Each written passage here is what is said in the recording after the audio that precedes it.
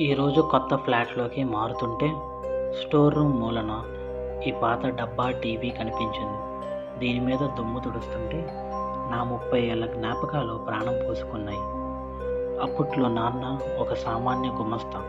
తన పాత చెప్పులు కూడా మార్చుకోకుండా 6 నెలల జీతం దాచి నా కోసం ఈ టీవీ కొన్నారు. ఆ చిన్న తెర ముందు కూర్చొని అమ్మ కలిపిన గోరుముద్దలు, ఆ ఆనందమే వేరు. నా చదువు కోసం ఈసారి ఈ టీవీని అమ్మేయాలని నాన్న అనుకున్నారు. కానీ నా కళ్ళల్లో బాధ చూసి తను ప్రాణంగా చూసుకునే సైకిల్ను అమ్మేసి నా ఫీజు కట్టారు.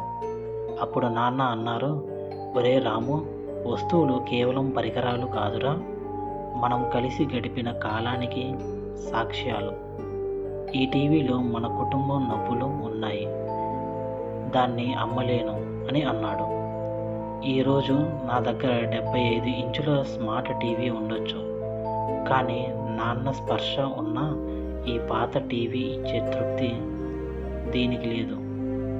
అందుకే దీన్ని పారేయకుండా నాన్న ఫోటో పక్కనే ఉంచాను.